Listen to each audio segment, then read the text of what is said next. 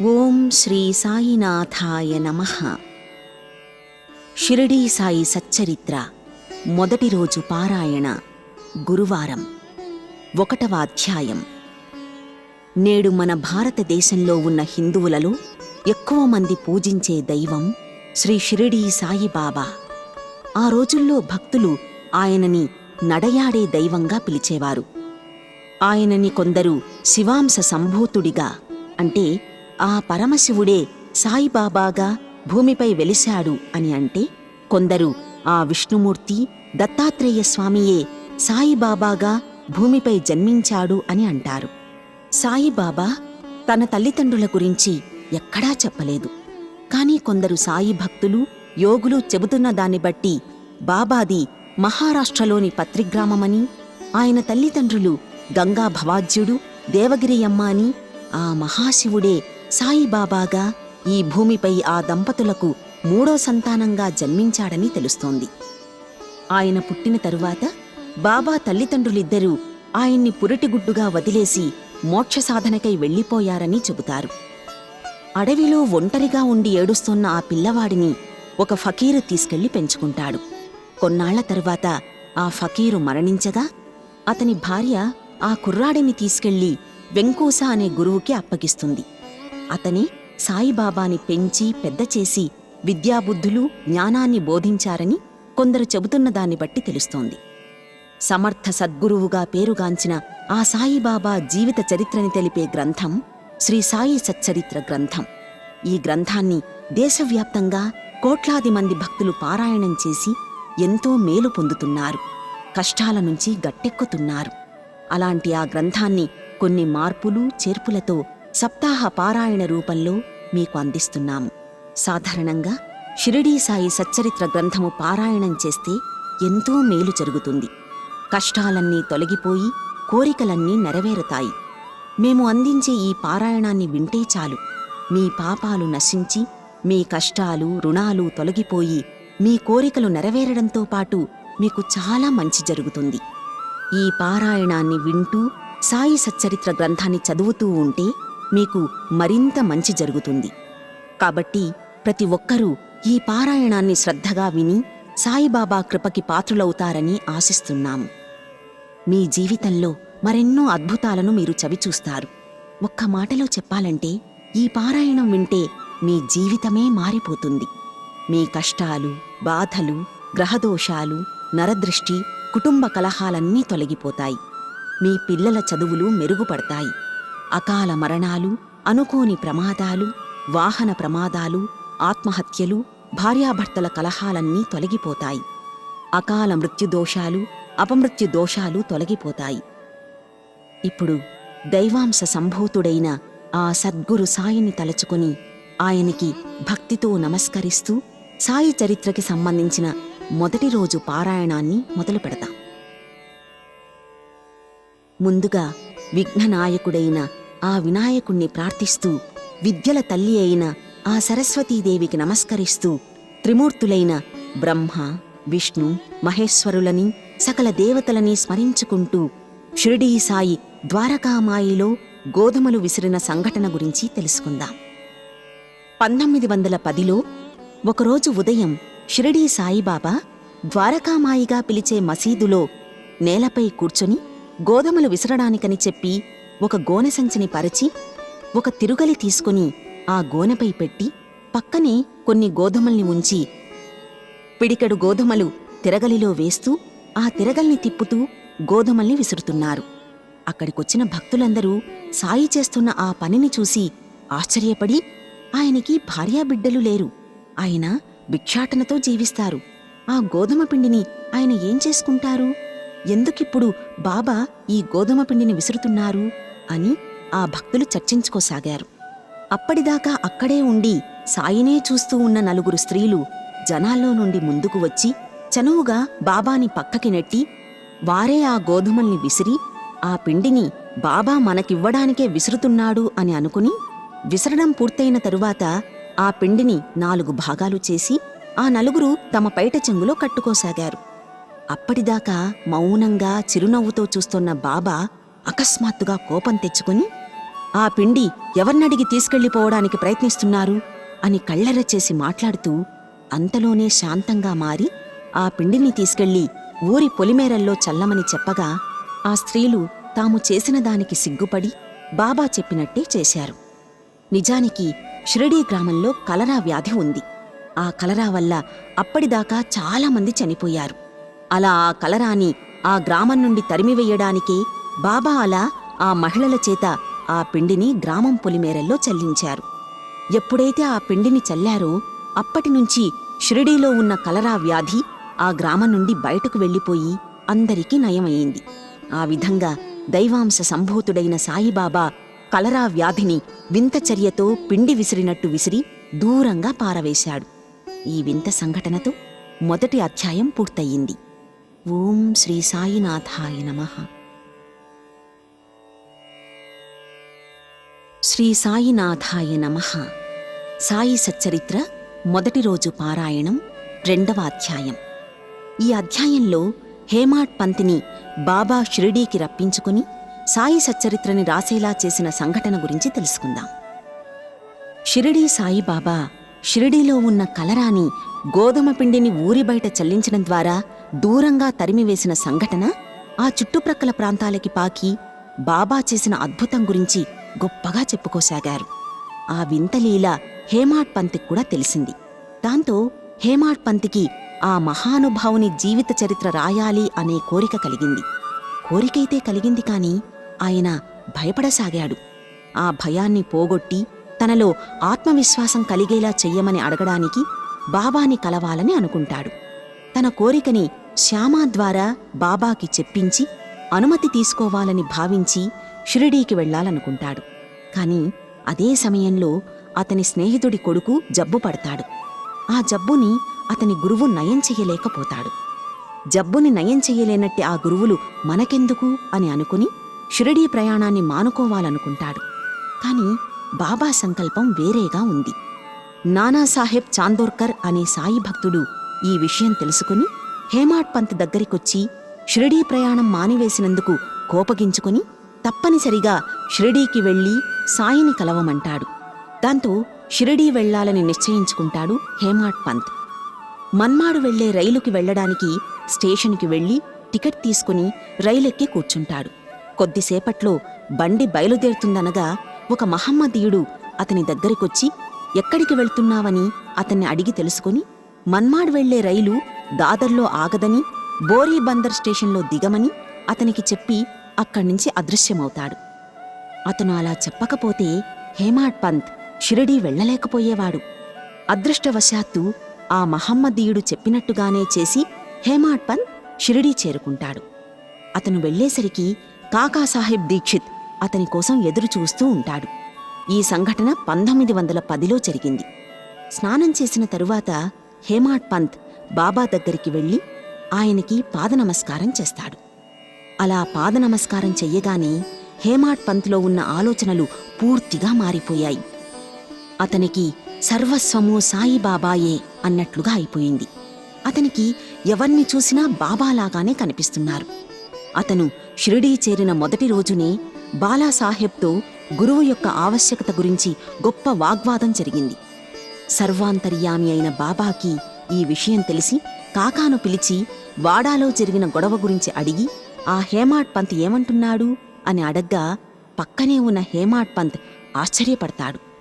ఎక్కడో వాడాలో జరిగిన విషయం బాబాకి ఎలా తెలిసింది అనుకుని బాబాని సర్వజ్ఞుడిగా భావించి బాబాకి భక్తుడిగా మారిపోయాడు.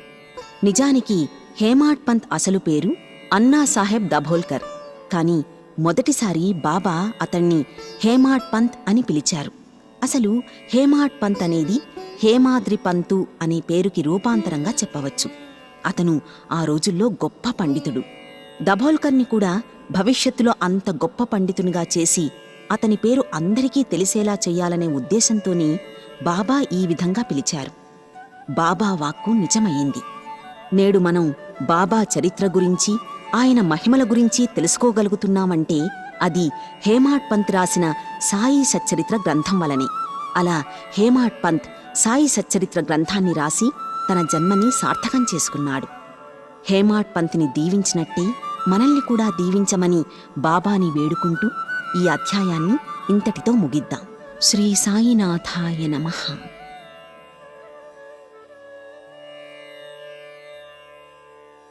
శ్రీ సాయినాథాయ నమః.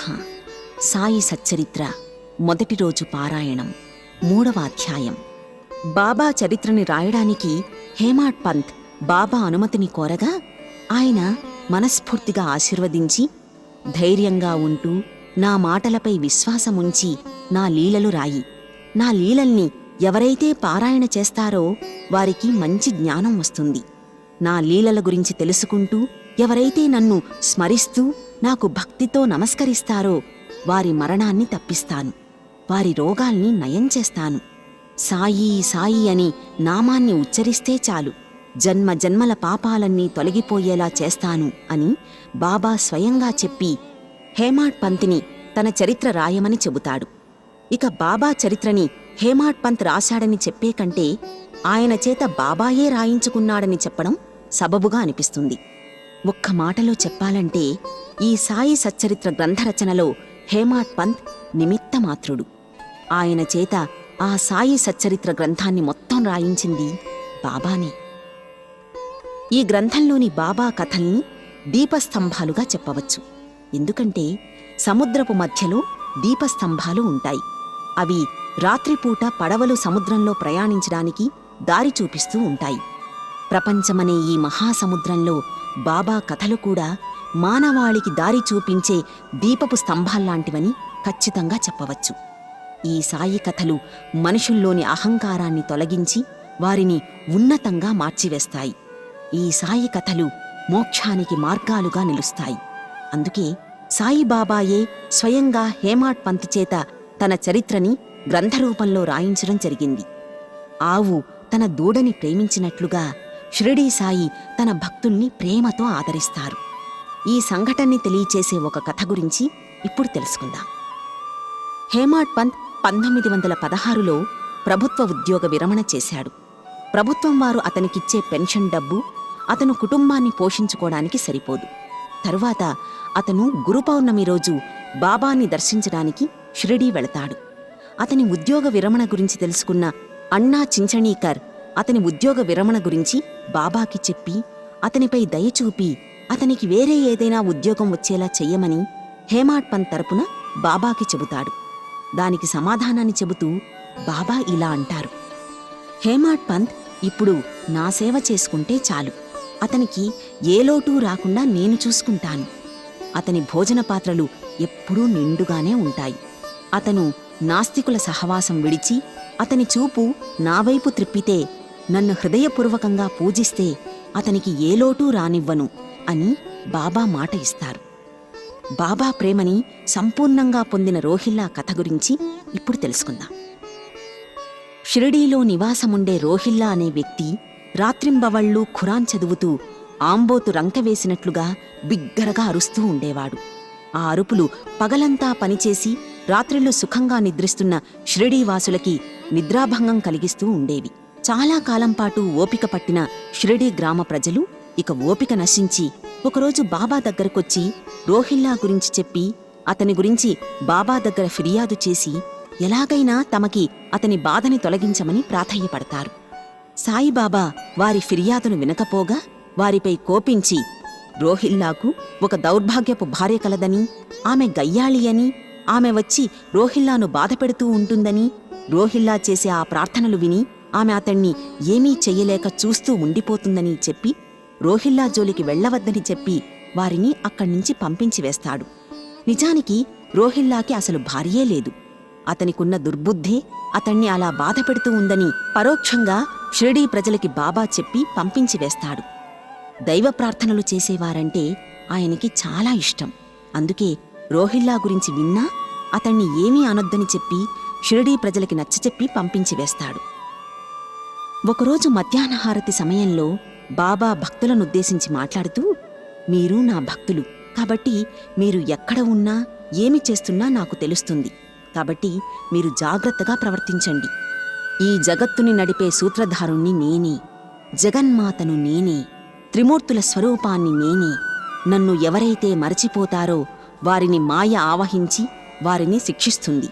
పురుగులు, చీమలు, సమస్త ప్రాణుల్లోనూ నేనున్నాను. కాబట్టి అవి మీ దగ్గరికి వచ్చినప్పుడు వాటిని తరిమికొట్టవద్దు అని చెబుతారు.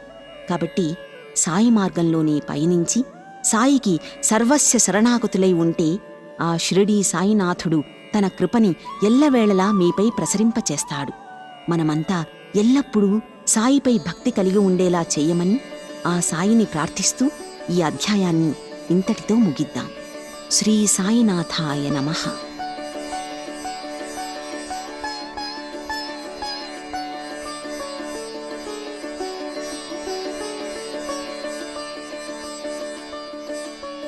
శ్రీ సాయినాథాయ నమః. సాయి సచ్చరిత్ర మొదటి రోజు పారాయణం 4వ అధ్యాయం. భగవద్గీతలో శ్రీకృష్ణుడు చెప్పినట్లుగా మంచివారిని రక్షించడానికి, దుర్మార్గుల్ని శిక్షించడానికి భగవంతుడు అవతరిస్తూనే ఉంటాడు. షిరిడీ ప్రాంతం పవిత్ర పుణ్యక్షేత్రంగా మారడానికి సాయిబాబాయే కారణం. ఆ మహానుభావుడు ఆ క్షేత్రంలో ఉన్నాడు కాబట్టే ఆ ప్రాంతం పుణ్యక్షేత్రంగా విలసిల్లుతూ ఉంది. సంసారమనే సాగరాన్ని జయించినవాడు సాయిబాబా. ఆయన ఆజన్మ బ్రహ్మచారి. ఆయన శాంతికాముకుడు. సర్వమత సౌభ్రాతృత్వాన్ని చాటిచెప్పి అన్ని మతాలను ఏకం చేసి తన దగ్గరికి రప్పించుకున్న మహానుభావుడు షిరిడీ సాయినాథుడు. ఇలాంటి మహానుభావుడు సమస్త లోకాలలో ఎక్కడా లేడు. ఆయన షిరిడీలో ఒకే చోట కూర్చుని ఉన్నప్పటికీ ప్రపంచంలో జరిగే అన్ని విషయాలు ఆయనకు తెలుసు. ఎల్లప్పుడూ మసీదు గోడకి ఆనుకుని నిల్చుని ఉండేవారు. మధ్యాహ్నం, సాయంత్రం లెండీ తోటకి వెళ్లేవారు. ఆ దైవాంశ సంభూతుడు నడయాడిన ఆ షిరిడీ నేల, ఆయన్ని పూజించిన అక్కడి ప్రజలు ఎంతో పుణ్యం చేసుకున్నారు కాబట్టే ఆ విలువైన రత్నం వారికి దొరికింది. ఆయన సాహచర్యాన్ని పొందిన ఆనాటి ప్రజలు ఎంతో ధన్యులు. పవిత్ర పుణ్యనదీ తీర్థాల్లో మునిగితే ఎంతటి పుణ్యం వస్తుందో ఆయన దర్శనం కూడా అలాంటి ఫలితాన్నే ఇస్తుంది. ఆ కాలంలో 95 ఏళ్ల వయసు ఉన్న గౌలిబువ్వ అనే పేరుగల వృద్ధభక్తుడు ఒకరు ఉండేవాడు. ఆయన 8 నెలలు పండరీపుర యాత్ర చేసి మిగిలిన 4 మాసాలు గంగానది ఒడ్డున నివసించేవాడు. అతను ప్రతి ఏటా పండరీపుర యాత్ర ముగించుకుని షిరిడీ సాయినాథుణ్ణి దర్శించుకోవడానికి షిరిడీకి వచ్చేవాడు. ఆయన బాబాని చూసి, ఆ పండరీనాథుడే ఈ షిరిడీ సాయినాథుడు. అనాథల కోసం, బీదల కోసం ఈ షిరిడీలో వెలసిన కారుణ్యమూర్తి ఈ సాయిబాబా అని అక్కడి భక్తులకి చెబుతూ ఉండేవాడు. సాయిబాబా ఎల్లప్పుడూ అల్లా మాలిక్ ఏక్ అంటుండేవారు. అంటే అల్లాయే యజమాని అంటూ ఉండేవారు. ఆయన 7 రాత్రులు 7 పగలు ఆ నామాన్ని ఉచ్చరిస్తూ నామసప్తాహం చేసేవారు. ఆయన దాసగణుని కూడా ఆ నామసప్తాహం చెయ్యమని చెప్పాడు. అలా చేస్తే ఆ విఠల దర్శనం జరుగుతుందా అని దాసగణు బాబాని ప్రశ్నిస్తాడు. అప్పుడు బాబా అతడి చెయ్యి పట్టుకుని తప్పకుండా కలుగుతుందని చెప్పగా, ఆయన మాట ప్రకారం దాసగణు, కాకాసాహెబ్ నామసప్తాహం ముగించగానే ధ్యానంలో దాసగణుకి, కాకాసాహెబ్ దీక్షిత్కి పాండురంగ విఠల భగవానుడు కనిపిస్తాడు. కాకా మధ్యాహ్న హారతికి వెళ్ళినప్పుడు ఆ సంగతి గురించి బాబా కాకాని అడుగుతాడు. సరిగ్గా అదే సమయంలో ఎవరో ఫోటోలు అమ్మేవాడు అక్కడికి వస్తాడు. ఆ దేవుని ఫోటోల్లో తనకి ధ్యానంలో వచ్చిన వ్యక్తి ఫోటో అంటే విఠల భగవానుడిలాగా ఉండడంతో కాకా ఆశ్చర్యపడి బాబా సర్వజ్ఞుడు అని తెలుసుకుని ఆ విఠలుడి ఫోటో ఒకటి కొనుక్కుని పూజలో పెట్టుకున్నాడు. ఈ 4వ అధ్యాయంలో దాసగణు పట్ల బాబా చేసిన మరో లీల గురించి తెలుసుకుందాం. గంగా, యమునా నదులు కలిసే చోటుని ప్రయాగ అని పిలుస్తారు. అక్కడ స్నానం చెయ్యాలని ప్రతి హిందూ భక్తుడు కోరుకుంటాడు. అలా స్నానం చేస్తే పుణ్యం ప్రాప్తిస్తుందని ప్రతి హిందూ భక్తుడు నమ్ముతాడు. దాసగణుకి కూడా ఆ ప్రయాగలో స్నానం చెయ్యాలని ఎప్పటినుంచో కోరిక. కాని పరిస్థితులు అనుకూలించకపోవడం వల్ల అతను ప్రయాగ వెళ్లలేకపోతున్నాడు. ఒకరోజు అతను ప్రయాగ వెళ్లడానికి సిద్ధపడి బాబా దగ్గరికెళ్లి విషయం చెప్పగా, పవిత్ర స్నానం చేయడానికి అంత దూరం వెళ్లవలసిన పనిలేదు, మన ప్రయాగ ఇక్కడే ఉంది, నా మాటలు నమ్ము అని బాబా అంటారు.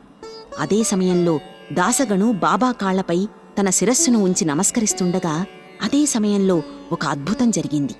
బాబా పాదముల బొటన వ్రేళ్ల నుంచి గంగా యమునా జలములు పొంగుకుంటూ రాసాగాయి.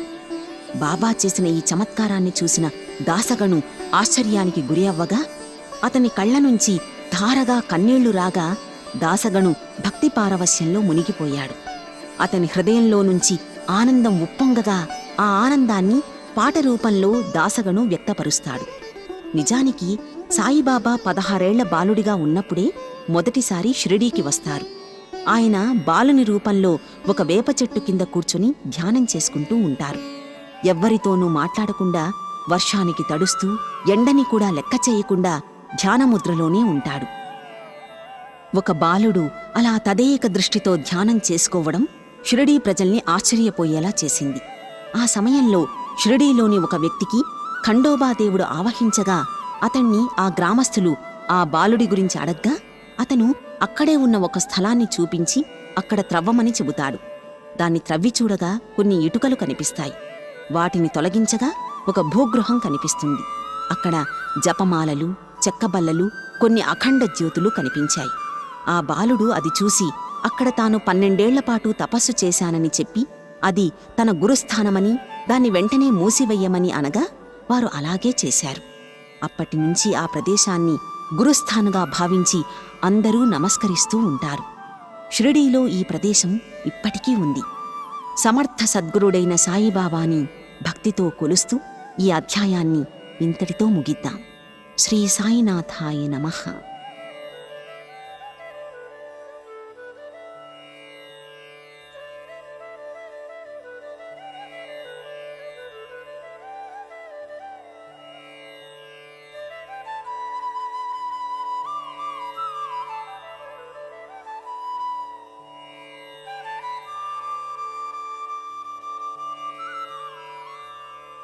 శ్రీ సాయినాథాయ నమః. సాయి సచ్చరిత్ర మొదటి రోజు పారాయణం 5వ అధ్యాయం. దీనిలో పెండ్లివారితో కలిసి బాబా రెండోసారి షిరిడీ వచ్చిన సంఘటన గురించి తెలుసుకుందాం. ఔరంగాబాద్ జిల్లాలోని ధూప్ అనే గ్రామంలో చాంద్ పాటిల్ అనే పేరుగల మహమ్మదీయ వ్యక్తి ఉన్నాడు. ఆయన ఇష్టంగా పెంచుకునే గుర్రం తప్పిపోతుంది. 2 నెలల నుంచి దానికోసం ఎంతగా వెతికినా దాని జాడ తెలియలేదు. దాన్ని వెతకడానికి చాంద్ గుర్రపు జీనును భుజాలపై వేసుకుని ఔరంగాబాద్ నుండి ధూప్ గ్రామానికి వెళుతుండగా మార్గమధ్యంలో ఒక మామిడి చెట్టు దగ్గర తలపై టోపీ, పొడవైన చొక్కా తొడుక్కున్న ఒక వృద్ధ ఫకీరు కూర్చొని ఉన్నాడు. చంకలో సటకా పెట్టుకున్న ఆ వ్యక్తి చిలుము తాగడానికి ప్రయత్నిస్తూ ఆ దారి వెంట వెళుతోన్న చాంద్ పాటిల్ని చూసి అతన్ని పేరు పెట్టి పిలుస్తాడు. తనని పేరు పెట్టి పిలిచిన వ్యక్తి ఎవరా అని ఆలోచిస్తూ అతడి దగ్గరికి రాగా అక్కడున్న ఆ అపరిచిత వ్యక్తిని చూసి తన పేరు అతనికి ఎలా తెలిసిందా అని ఆలోచిస్తుంటాడు. చాంద్బాయ్, తప్పిపోయిన నీ గుర్రం గురించి వెతుక్కుంటూ వచ్చావా? ఆ గుర్రం దగ్గర్లో ఉన్న కాలువగట్టున ఉంది, వెళ్ళి తెచ్చుకో అని అనగానే ఇంతకుముందే అక్కడ వెతికాను అని చాంద్ చెబుతాడు. దానికి సమాధానంగా ఆ ఫకీరు, నా మాటలపై విశ్వాసముంటే వెళ్ళు అని అనగానే చాంద్ అలాగే అంటూ చెప్పి ఆ ప్రదేశానికి వెళ్ళగా అతని గుర్రం అక్కడ గడ్డి మేస్తూ కనిపిస్తుంది.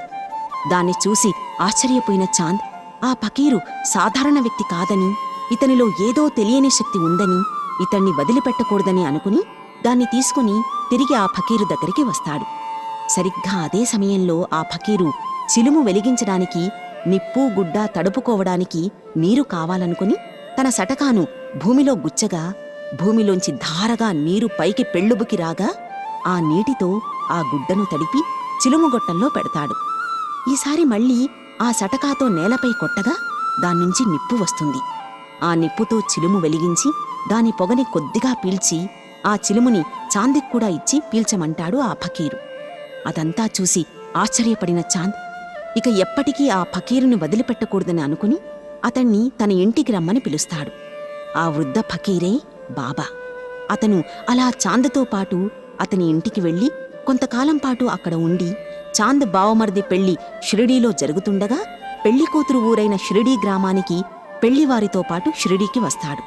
ఆ పెళ్లి ఎలాంటి ఆటంకాలు లేకుండా జరగగా ఆ పెళ్లివారు అక్కడ్నుంచి వెళ్ళిపోతారు. బాబా మాత్రం అక్కడే ఉండిపోతాడు. అలా రెండవసారి బాబా చాంద్ బావమర్ది పెళ్లి కోసం వచ్చి అక్కడే ఉండి షిరిడీ సాయిబాబాగా ప్రసిద్ధి చెంది సమాధి చెందే వరకు అక్కడే ఉండిపోయారు. ఆ ఫకీరుకి సాయి అనే పేరు ఎలా వచ్చిందో ఇప్పుడు తెలుసుకుందాం. ఆ పెండ్లివారు షిరిడీ చేరగానే ఖండోబా మందిర పూజారి అయిన మహల్సాపతి పొలంలో ఆ బండ్లని ఆపుతారు. ఆ బండ్ల నుండి ఒక్కొక్కరూ దిగుతూ ఉండగా, చివరగా ఆ ఫకీరు దిగుతూ ఉండగా, ఆ ఫకీరుని మహల్సాపతి చూసి దయచేయుము సాయి అని పిలుస్తాడు. ఆ క్షణం నుంచి ఆ ఫకీర్ని అందరూ సాయిబాబాగా పిలువసాగారు. అలా పెళ్లివారు తిరిగి వెళ్ళిపోయినా బాబా మాత్రం వెళ్లకుండా షిరిడీలో ఉన్న ఒక పాడుపడిన మసీదులో స్థిరనివాసం ఏర్పరచుకుని అక్కడే ఉండిపోతారు. ఆయన తన తల వెంట్రుకలు కత్తిరించుకోకుండా అలాగే ఉంచుకొని పహిల్వాను వలె దుస్తులు ధరించేవారు. అక్కడి నుండి రహతాకు వెళ్లి వస్తూ ఉండేవారు. అలా వెళ్ళినప్పుడల్లా బంతి, గన్నేరు, మల్లె మొక్కలు తెచ్చి ఆ మసీదు ఆవరణలో నాటి వాటికి ప్రతిరోజూ నీళ్లు పోస్తూ ఉండేవారు. సాయంత్రం మాత్రం ఆ ఖాళీ కుండల్ని మసీదు దగ్గరే బోర్లిస్తూ ఉండేవారు. అలా 3 ఏళ్ల తర్వాత ఆ మొక్కలు బాగా పూలు పూయగా అక్కడ పెద్ద తోటగా మారిపోయింది. ఆ స్థలంలోనే ఇప్పుడు బాబా సమాధి మందిరం ఉంది. దాన్ని దర్శించుకోవడానికి ఇప్పుడు లక్షలాది మంది భక్తులు వస్తున్నారు. అలా స్థిరపడిన ఆ సాయి పిచ్చుక కాలికి దారం కట్టి లాగినట్టుగా భక్తుల్ని ఒక్కొక్కర్ని ఆకర్షిస్తూ అందర్నీ తన దగ్గరికి రప్పించుకుంటూ ఉండేవారు. అలా ఆ షిరిడీ మరియు ఆ చుట్టుప్రక్కల ప్రాంతాలలో సాయికి ఎందరో భక్తులుగా మారిపోయారు. అలాంటి వారిలో ఠాణే గ్రామ నివాసి అయిన బీవీదేవు కూడా ఒకరు. ఆయన బాబాకి గొప్ప భక్తుడు. ఆయన చెప్పిందాని ప్రకారం 1912లో డాక్టర్ రామారావు కొఠారే, భాయి కృష్ణాజీ, సగుణమేర్ నాయక్, జీకే దీక్షితులు కలిసి బాబా గతంలో బాలుడిగా ఉన్నప్పుడు షిరిడీ వచ్చి వేపచెట్టు క్రింద ఉండి ధ్యానం చేసుకున్న దానికి గుర్తుగా ఆ వేపచెట్టు కింద పాదుకల్ని ప్రతిష్ఠించాలని భావిస్తారు. రామారావు కొఠారే పాలరాతి పాదుకల్ని తయారు చేయించాలనుకుని నమూనా రాయించి ఉపాసనీ బాబాకి చూపించగా ఆయన దానిలో కొన్ని మార్పులు చేసి పద్మము, శంఖము, చక్రము చేర్చి బాబా గొప్పదనాన్ని, యోగశక్తిని తెలియచేసేలా సదానింబ వృక్షస్య మూలాధివాసాత్ అనే శ్లోకాన్ని కూడా ఆ పాదుకలు ప్రతిష్ఠించిన చోట చెక్కించాలని సలహా ఇస్తాడు. ఆయన చెప్పినట్టుగానే ఆ పాదుకలని రామారావు కొఠారే బొంబాయిలో తయారు చేయించి వాటిని బాబాకు చూపగా ఆయన ఆ పాదుకల్ని తాకి పవిత్రపరచి శ్రావణ పౌర్ణమి నాడు షిరిడీలోని వేపచెట్టు దగ్గర ప్రతిష్ఠించాలని ఆజ్ఞాపిస్తారు. ముందుగా శ్రావణ పౌర్ణమి నాడు 11 గంటలకి జీకే దీక్షిత్ ఆ పాదుకల్ని తలపై పెట్టుకుని ఖండోబా మందిరం నుండి ద్వారకామాయి అనే పేరుగల మసీదుకి ఊరేగింపుగా తీసుకొచ్చి వేపచెట్టు దగ్గర ప్రతిష్ఠిస్తారు. భక్తులందరూ చందాలు వేసుకుని ఆ పాదుకల చుట్టూ కంచెని ఏర్పాటు చేయించారు. బాబా నీళ్లని నూనెగా మార్చి దీపాల్ని వెలిగించిన అద్భుత లీల గురించి ఇప్పుడు తెలుసుకుందాం. షిరిడీ సాయిబాబాకు దీపాలంకరణ అంటే చాలా ఇష్టం. ఆయన ప్రతిరోజు తాను నివసించే ద్వారకామాయిలో నూనె దీపాలు వెలిగిస్తూ ఉండేవారు. ఆ దీపాలు వెలిగించడానికి అవసరమైన నూనెను షిరిడీలో ఉండే దుకాణదారుల దగ్గర్నుంచి అడిగి తెచ్చుకునేవారు బాబా. అలా చాలా రోజులుగా వారంతా నూనెని ఇస్తుంటే సాయిబాబా ద్వారకామాయిని దీపాలతో అలంకరించేవారు. అలా నూనె ఇస్తూ వస్తున్న ఆ దుకాణదారులకి కొన్నాళ్లకి తాము నూనె ఇస్తుంటే సాయిబాబా దీపాల్ని వెలిగిస్తూ ఉన్నాడని, అసలు తాము ప్రతిరోజూ బాబాకి ఉచితంగా నూనె ఎందుకివ్వాలి అనే దుర్బుద్ధి పుట్టింది. అసలు తాము నూనెని ఇవ్వకుండా ఉంటే ద్వారకామాయిలో దీపాల్ని ఎలా వెలిగిస్తాడో చూద్దామనుకుని వారందరూ మూకుమ్మడిగా సాయిబాబాకి నూనె ఇవ్వకూడదు అని నిర్ణయించుకుంటారు. బాబా ప్రతిరోజులాగానే వ్యాపారుల దగ్గరికి వెళ్లి నూనె అడిగారు. ఎవరి దుకాణానికి వెళ్లినా లేదని చెబుతూ ఉండేవారు. ఆయనకి నూనె ఎవ్వరూ ఇవ్వలేదు. నూనె లేదు కాబట్టి బాబా ఏం చేస్తారో చూడాలనే కుతూహలం వారిలో కలిగింది. దాంతో బాబాకి వారి ఉద్దేశం అర్థమయ్యింది.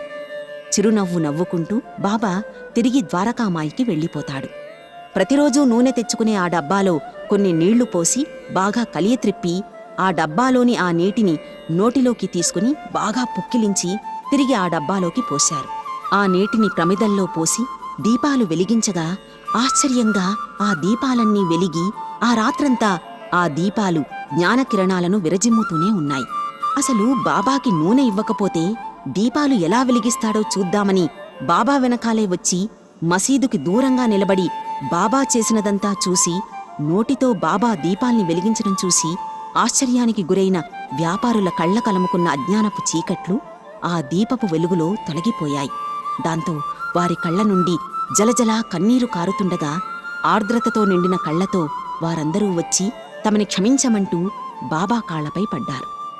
చిరునవ్వు నవ్వుతూ వాళ్ళందర్నీ క్షమించిన బాబా వాళ్ళందర్నీ పైకి లేపి ఇంకెప్పుడు అబద్ధాలు ఆడవద్దని, ఎల్లప్పుడూ సత్యాన్నే పలకవలనని వారికి చెప్పి బాబా వారిని అక్కడ్నుంచి పంపించివేశారు. ఈ కథతో 5వ అధ్యాయం పూర్తయింది. శ్రీ సాయినాథాయ నమః.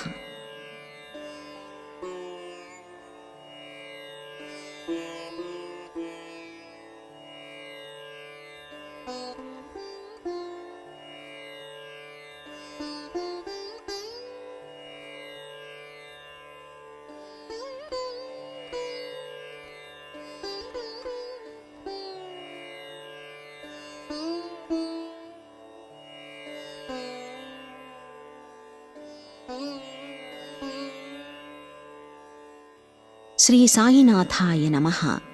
సాయి సచ్చరిత్ర మొదటి రోజు పారాయణం 6వ అధ్యాయం.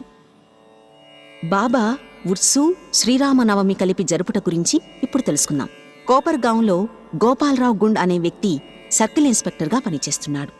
అతడు బాబాకు గొప్ప భక్తుడు. అతనికి 3 భార్యలున్నప్పటికీ సంతానం కలగలేదు. సాయిబాబా ఆశీర్వాదం వల్ల అతనికొక కొడుకు పుట్టాడు. దాంతో 1897లో అతనికి షిరిడీలో ఉరుసు ఉత్సవాన్ని నిర్వహించాలనే ఆలోచన కలిగింది. తన ఆలోచనని తాత్యాకోతే పాటీలు, దాదాకోతే పాటీలు, మాధవరావు దేశ్పాండే వంటి సాయి భక్తులకి చెప్పగా వారు కూడా సరే అన్నారు. బాబా ఆశీర్వాదాన్ని, అనుమతిని కూడా తీసుకున్నారు. ఉరుసు ఉత్సవం జరుపుకోవడానికి జిల్లా కలెక్టర్ అనుమతికై దరఖాస్తు పెట్టుకున్నారు. కాని గ్రామకరణం దానికి అభ్యంతరం చెప్పడంతో అనుమతి రాలేదు. కాని బాబా ఆశీర్వదించడం వల్ల మరలా ప్రయత్నించగా వెంటనే అనుమతి వచ్చింది. బాబా సలహాననుసరించి ఉరుసు ఉత్సవాన్ని శ్రీరామనవమి నాడు చేయడానికి నిశ్చయించుకున్నారు. ఈ ఉరుసు ఉత్సవాన్ని శ్రీరామనవమి నాడు జరుపుకొనమనడంలో హిందూ మహమ్మదీయుల సమైక్యతాభావాన్ని పెంపొందించాలని బాబా ఉద్దేశం అయ్యుండొచ్చు. ఉత్సవం జరుపుటకు అనుమతైతే వచ్చింది కాని ఇతర అవాంతరాలు కొన్ని తలెత్తాయి. చిన్న గ్రామమైన ఆ షిరిడీలో నీటి ఎద్దడి అధికంగా ఉండేది. గ్రామమంతటికీ 2 నూతులే ఉన్నాయి. ఒకటి ఎండాకాలంలో ఎండిపోతుండగా రెండవ దానిలోని నీళ్లు ఉప్పగా ఉండేవి. గ్రామస్తులు ఈ సమస్య గురించి బాబాకు చెప్పగా బాబా ఆ ఉప్పునీటి బావిలో పువ్వులు వెయ్యగా ఆశ్చర్యకరమైన రీతిలో ఆ ఉప్పునీరు కాస్త మంచినీళ్లుగా మారిపోయాయి. అక్కడ తాత్కాలికంగా కొన్ని అంగళ్ళు వెలిశాయి. కుస్తీ పోటీల కోసం ఏర్పాట్లు చేశారు. గోపాలరావు గుండుకి దాము అన్నా కాసా అనే పేరుగల ఒక మిత్రుడు ఉన్నాడు. అతను 2 జెండాలని తయారు చేయగా ఆ జెండాలని మసీదుకి 2 మూలలా నిలబెట్టి ఆ ఉరుసు ఉత్సవాన్ని ఘనంగా జరుపుకున్నారు. ఆ తర్వాత నుంచి 1897 నుంచి 1911 వరకు ఆ షిరిడీ గ్రామంలో ఉరుసు ఉత్సవం శ్రీరామనవమి నాడు వైభవంగా జరుపుకోవడం ఆనవాయితీగా మారిపోయింది. ఇప్పటికీ అదే పద్ధతినే అవలంబిస్తున్నారు. గోపాలరావు గుండు ప్రేరణతో పాడుపడిన ఆ మసీదుని బాగు చేయించి ఆ మసీదుని రాళ్లతో తాపడం చేయించారు. అప్పటి నుండి అంటే 1911 నుండి 1918లో బాబా సమాధి చెందే వరకు ఆ మసీదులో బాబా పరుపుపైన కూర్చునేవారు. ఇంతటితో షిరిడీ సాయి చరిత్ర 6వ అధ్యాయం పూర్తయింది. శ్రీ సాయినాథాయ నమః.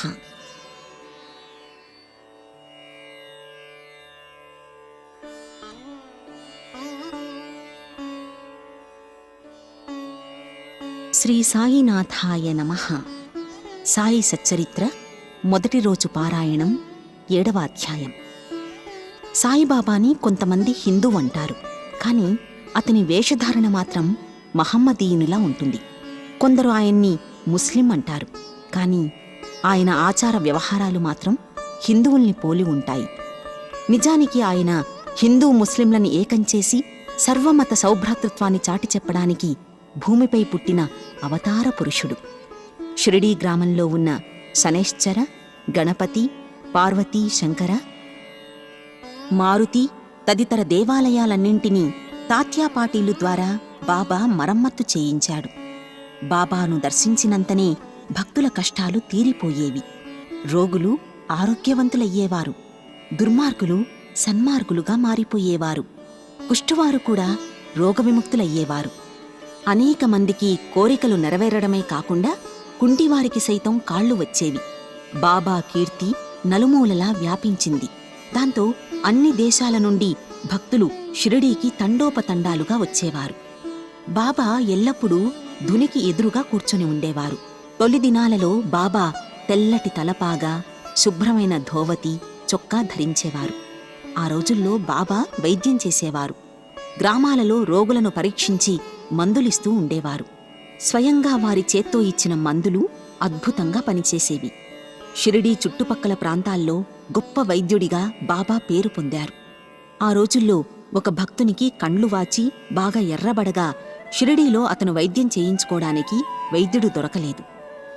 కొందరతణ్ణి బాబా దగ్గరకు తీసుకుని వెళ్లారు. సాధారణంగా అలాంటి వారికి ఆవుపాలు, కర్పూరంతో వైద్యం చేస్తే ఉపశమనం లభిస్తుంది. కాని ఆ రోగికి బాబా చేసిన చికిత్స చాలా విచిత్రంగా ఉంది. కొన్ని నల్ల జీడిగింజలను తీసుకుని నూరి వాటిని 2 మాత్రలుగా చేసి ఒక్కో కంటిలోనూ ఒక్కో మాత్ర పెట్టి గుడ్డతో కట్టుకట్టారు. మరుసటి రోజు ఆ కట్లను విప్పి నీళ్లను ధారగా పోశారు. దాంతో కండ్లలోని పుసి తగ్గి కంటిపాపలు తెల్లబడి కండ్లు మామూలుగా అయ్యాయి. నల్లజేడి పిక్కలను నూరి కండ్లలో పెట్టినా కూడా సున్నితమైన కండ్లు మండనేలేదు. బాబా అటువంటి చిత్రమైన వైద్యాన్ని ఎందరికో చేసి వారి అనారోగ్యాన్ని దూరంగా తరిమికొట్టి గొప్ప వైద్యుడుగా మంచి పేరు తెచ్చుకున్నారు. బాబా యోగాభ్యాసములు. ధౌతి. బాబాకి ఎన్నో విద్యలు వచ్చు. వాటిలో యోగాభ్యాసములు కూడా ఉన్నాయి. ఆ రోజుల్లో బాబా చేసిన ధౌతి అనే ప్రక్రియ గురించి తెలుసుకుందాం. మసీదుకు కొద్ది దూరంలో ఒక మర్రి చెట్టు ఉండేది. ఆ మర్రి చెట్టు పక్కన బావి ఉంది. ప్రతి 3 రోజులకొకసారి బాబా ఆ మర్రి చెట్టు దగ్గరికి వెళ్లి ముఖప్రక్షాళనం చేసుకుని స్నానం చేస్తూ ఉండేవారు. ఆ సమయంలో బాబా తన పొట్టలోని ప్రేగుల్ని బయటకు కక్కి వాటిని నీటితో శుభ్రపరిచి ప్రక్కనే ఉన్న నేరేడు చెట్టుపై ఆరవేసేవారు. షిరిడీలోని కొందరు కండ్లారా చూసిన సంఘటనలు ఇలాంటివి చాలా ఉన్నాయి. ధౌతి అంటే 3 అంగుళముల వెడల్పు, 22.5 అడుగుల పొడవుగల ఒక గుడ్డను మ్రింగి ఆ గుడ్డని కడుపులో అరగంట వరకు ఉండనిచ్చిన తరువాత బయటికి తీస్తారు. దీనినే ధౌతి అని పిలుస్తారు. కాని బాబా చేసిన ఈ ధౌతి ప్రక్రియ చాలా అసాధారణమైనదిగా చెప్పవచ్చు. ఖండయోగము. ఆ రోజుల్లో అప్పుడప్పుడు బాబా తన శరీర అవయవాలన్నీ వేరుగా చేసి మసీదులోని వేర్వేరు స్థలములలో విడిచిపెట్టేసేవారు. ఒకనాడు ఒక పెద్ద మనిషి మసీదుకు వెళ్లి అక్కడున్న బాబా అవయవాల్ని చూసి భయకంపితుడై బాబాను ఎవరో ఖూనీ చేశారనుకున్నాడు. ఏడ్చుకుంటూ భయంగా గ్రామ మునసబు దగ్గరికి వెళ్లి ఆ విషయం చెప్పి అతనికి ఫిర్యాదు చేయాలనుకుంటాడు. కాని మొట్టమొదట ఫిర్యాదు చేసిన వానికి ఆ విషయం గురించి ముందే తెలిసి ఉంటుందని, తననే అనుమానిస్తారేమోనని భయపడి వెనక్కి వచ్చేస్తాడు. మరుసటి రోజు ఆ వ్యక్తి మసీదుకు వెళ్లగా బాబా ఎప్పటిలాగానే హాయిగా మసీదులో కూర్చుని ఉండడం చూసి ఆశ్చర్యపోతాడు. ముందు రోజు తాను చూసినది కలో నిజమో అర్థం కాక అయోమయానికి గురి అవుతాడు. 1910లో దీపావళి పండగ ముందు రోజున బాబా ధుని వద్ద కూర్చుని చలి కాచుకుంటూ ధునిలో కట్టెలు వేస్తూ ఉన్నాడు. ధుని బాగా మండుతూ ఉంది. కొంతసేపటి తరువాత ఉన్నట్టుండి హఠాత్తుగా బాబా కట్టెలకు బదులుగా తన చేతిని ధునిలో పెట్టి అలా ఉండిపోయారు. ఆ మంటలకు చేయి కాలిపోతున్నా తనేమీ పట్టించుకోలేదు. మాధవుడనే నౌకరు మాధవరావు దేశ్పాండే ఇదంతా చూసి వెంటనే బాబా నడుమును పట్టుకుని బలంగా వెనకకు లాగుతారు. తర్వాత బాబా ఇలా ఎందుకు చేశారు అని వాళ్ళిద్దరూ అడగ్గా బాబా స్పృహలోకి వచ్చి, ఇక్కడికి చాలా దూరంలో ఒక కమ్మరి స్త్రీ తన బిడ్డను ఒడిలో పెట్టుకుని కొలిమిని ఊదుతూ ఉంది. ఇంతలో ఆమె తన భర్త పిలవగా తన ఒడిలో బిడ్డ ఉన్న సంగతి మర్చిపోయి పైకి లేవగా ఒడిలో ఉన్న బిడ్డ మండుతున్న ఆ కొలిమిలో పడ్డాడు. వెంటనే నా చేతిని కొలిమిలోనికి దూర్చి ఆ బిడ్డను రక్షించాను. నా చేయి కాలితే కాలింది, కాని ఆ బిడ్డని మాత్రం రక్షించగలిగాను అంటూ ఆనందాన్ని వ్యక్తం చేశారు. నిజానికి కొలిమిలో ఎక్కడో బిడ్డ పడితే ఇక్కడ షిరిడీలో ఉన్న బాబా చెయ్యి పెట్టి రక్షించడం ఎంత అద్భుతమో కదా. నిజంగా ఆయన లీలలు చాలా విచిత్రంగా ఉండి ఎవ్వరికీ అంతుపట్టేవి కావు. బాబా చెయ్యి కాలిందన్న సంగతి మాధవరావు దేశ్పాండే ద్వారా తెలుసుకున్న నానాసాహెబ్ చాందోర్కర్ వెంటనే బొంబాయి నుండి డాక్టర్ పరమానంద్ అనే గొప్ప వైద్యుణ్ణి తీసుకుని షిరిడీకి వస్తాడు. చికిత్స చేయడానికి డాక్టర్ బాబాని చెయ్యి ఇవ్వమనగా బాబా వైద్యం చేసుకోవడానికి నిరాకరిస్తారు. దాంతో ఆ డాక్టర్ తిరిగి వెనక్కి వెళ్ళిపోతాడు. ఆ చెయ్యికి భాగోజీ షిండే అనే పేరుగల కుష్ఠరోగి దానికి నెయ్యి రాసి ఏదో ఆకువేసి ఆ చేతికి కట్టుకడుతూ ఉండేవాడు. కొన్ని రోజుల తర్వాత ఆ గాయం మానిపోయింది. భక్తులందరూ సంతోషించారు. ప్రతిరోజు ఉదయం భాగోజీ పట్టీలను విప్పి బాబా చేతిని నేతితో తోమి తిరిగి కట్లను కడుతూ ఉండేవాడు. బాబా మహాసమాధి చెందే వరకు ఆ భాగోజీ అలాగే కట్లు కడుతూ ఉండేవాడు. నిజానికి సిద్ధపురుషుడైన బాబాకి ఇదంతా అవసరం లేనప్పటికీ తన భక్తుడైన భాగోజీపై అతనికి ఉండే ప్రేమతో ఇదంతా చేయించుకుంటూ ఉండేవారు. ఖాపాడే కుమారుని ప్లేగు వ్యాధి. బాబా విచిత్రలీలల్లో ఇది కూడా ఒకటి. అమరావతి నివాసి అయిన దాదాసాహెబ్ ఖాపాడే భార్య తన చిన్న కొడుకుతో కలిసి షిరిడీలో కొన్ని రోజులు ఉంది. ఒకనాడు ఖాపాడే కుమారునికి తీవ్రంగా జ్వరం వచ్చింది. అది ప్లేగు జ్వరం కింద మారింది. అతని తల్లి చాలా భయపడిపోయి షిరిడీ విడిచి అమరావతికి వెళ్లి అతనికి వైద్యం చేయించాలనుకుంటుంది. సాయంకాలం బాబా బూటీవాడ దగ్గరికి వచ్చేటప్పుడు వారి అనుమతి తీసుకుని కన్నీరు పెట్టుకుంటూ తన చిన్న కొడుకు ప్లేగుతో బాధపడుతున్నాడని బాబాకు చెప్పింది. బాబా ఆమెతో దయతో మాట్లాడుతూ, ప్రస్తుతం ఆకాశం మబ్బుపట్టి ఉంది. కొద్దిసేపటిలో మబ్బులన్నీ చెదిరిపోయి ఆకాశం నిర్మలంగా మారుతుంది అంటూ బాబా కఫ్నీని పైకెత్తి చంకలో కోడిగ్రుడ్లంత పరిమాణం గల 4 ప్లేగు పొక్కులను చూపిస్తూ, నా భక్తుల కొరకు నేను ఏ విధంగా బాధపడతానో చూడండి, వారి కష్టాలన్నీ నావే అంటారు. అంటే ఆ ఖాపాడే కుమారునికి ప్లేగు జ్వరాన్ని తగ్గించి ఆ జ్వరాన్ని తనపైకి తెచ్చుకున్న గొప్ప వ్యక్తి సాయిబాబా. ఆ అద్భుత లీలల్ని చూసిన భక్తజనులకు మహాత్ములు తమ భక్తుల బాధల్ని తామే ఏ విధంగా స్వీకరిస్తారో స్పష్టంగా తెలిసింది. మహాత్ముల మనస్సు మైనము కంటే మెత్తనిది, వెన్నవలే మృదువైనది. వారు భక్తుల నుంచి ప్రత్యుపకారమేమీ ఆశించకుండా భక్తుల్ని ప్రేమిస్తారు. అలాంటి మహానుభావుల్లో అవతార పురుషుడు, మహోన్నత వ్యక్తి సాయిబాబా. ఆ రోజుల్లో బాబా చూపిన ఇలాంటి విచిత్రమైన లీలలు ఎన్నో ఉన్నాయి. బాబా చేసిన ఈ లీలతో 7వ అధ్యాయము మొదటి రోజు పారాయణ కూడా ముగిసింది. శ్రీ సాయినాథాయ నమః. శ్రీ సచ్చిదానంద సమర్థ సద్గురు సాయినాథ్ మహారాజ్ కీ జై.